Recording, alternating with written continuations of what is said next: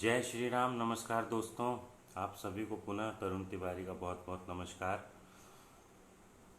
प्रेरक प्रसंग नंबर 74 लेके आप लोगों के बीच में आया हूँ, जिसका टाइटल है मातृभूमि के प्रति सम्मान सर्वोपरि।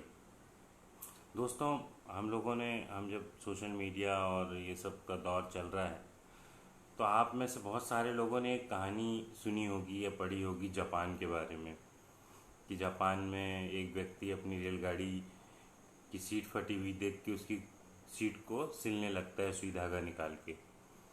ये कहानी तो खैर पूरी मुझे नहीं पता, लेकिन ये जापानियों की देशभक्ति को बताती है। और ऐसी ही देशभक्ति बताने वाला एक इंसिडेंस मैं आप लोगों के लिए लेके आया हूँ। एक बार दोस्तों, स्वामी राम तीर्थ जो हमारे यहाँ के एक संत थे, जापान गए। उनके ज्ञान और ओजस्वी जो व्यक्तित्व था उनका, उसका जापान में बहुत स्वागत हुआ दोस्तों। बहुत सारी अनेकों संस्थाओं ने उनको सादर निमंत्रित किया कि आप आइए, हमारे यहाँ पे आपका स्वागत है। उनको बुलाया भी, विभिन्न कार्यक्रमों में स्वामी राम तीर्थ गए, उनका सम्मान किया गया। उन्होंने अपने विचार व्यक्त किए और उन विचारों को बहुत सराहा गया दोस्तों। स्वामी जी के अनेकों लोग उनसे प्रभावित होकर उनके अनुयायी तक बन गए, उनके भक्त बन गए, शिष्य बन गए। एक दिन दोस्तों, उनको एक विद्यालय में आमंत्रित किया गया जापान की।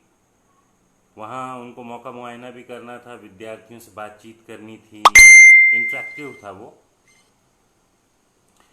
जब स्वामी जी विद्यालय का निरीक्षण कर रहे थे दोस्तों, तो अचानक उनको ना एक बच्चा दिखा, छोटा सा। उस बच्चे के पास जाके स्वामी जी ने पूछा, बेटा तुम कौन से धर्म के हो? तो विद्यार्थी ने उनको जवाब दिया कि बौद्ध धर्म का हूँ। तो स्वामी जी ने उससे फिर से पूछा कि बुद्ध के बारे में आपके क्या विचार हैं? तो बच्चे ने बुद्ध जी को उनकी भाषा में, जैसे वो प्रणाम करते थे उनके तरीके से प्रणाम किया, और मन ही मन में बुद्ध भगवान का ध्यान किया और बोला कि बुद्ध तो भगवान है।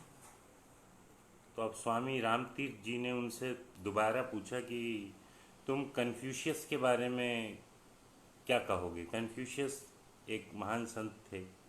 विद्यार्थी ने प्रणाम करा और बताया कि वो एक महान संत थे। स्वामी जी का प्रश्न था अब कि यदि कोई देश जापान पर आक्रमण करे और उसका सेनापति बुद्ध या कन्फ्यूशियस हो, तो क्या करोगे? तो वो बच्चा जो था, विद्यार्थी जो था, वो क्रोध में आके बोलता है कि मैं अपने राष्ट्र की रक्षा के लिए उन दोनों पर भी प्रहार करने से नहीं हिचकूंगा। ये सुनते ही स्वामी जी ने बालक को जो है गोद में उठा लिया और उसको चूमते हुए कहा कि तुम जैसे देश के रक्षक अगर हों तो उस देश का कोई बाल बांका नहीं कर सकता। दोस्तों, दरअसल अच्छे नागरिक के लिए प्रत्येक देश, काल, परिस्थिति, हर स्थिति में अपनी मातृभूमि के प्रति जो है सम्मान का भाव सर्वोपरि होना चाहिए, सबसे ऊपर होना चाहिए। ऐसी राष्ट्रभक्ति ही राष्ट्र को ना हर दृष्टि में समर्थ और विकसित बनाती है। अगर अपने देश को बढ़ाना है तो देश से प्यार करना होगा। जैसे जब जापानी लोग प्यार करते हैं, वैसे ही इंडिया वालों को भी प्यार करना पड़ेगा।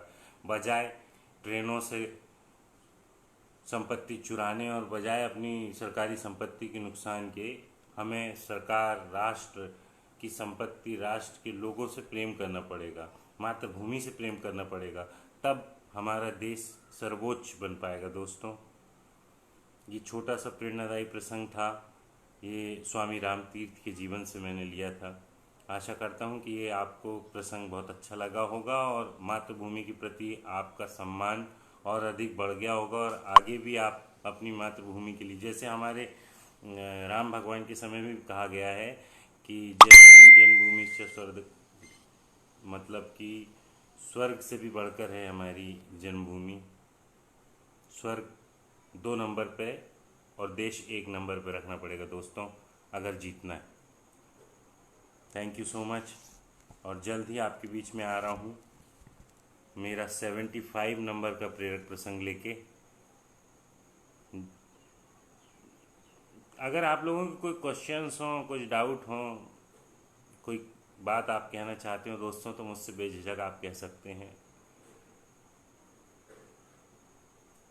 क्योंकि माटी का पुतला हूँ, आपसे जुदा नहीं हूँ, और गलती हो तो माफ़ करना, इंसान हूँ खुदा नहीं हूँ। दोस्तों, इंसान जो है माटी का पुतला है और गलतियों का भी पिटारा है। मुझसे भी बहुत गलतियाँ होती हैं, तो अगर मेरी गलतियाँ आप लोग सुधारने में मेरी मदद करेंगे तो मुझे बहुत खुशी होगी। Thank you so much. जय हिंद, जय भारत।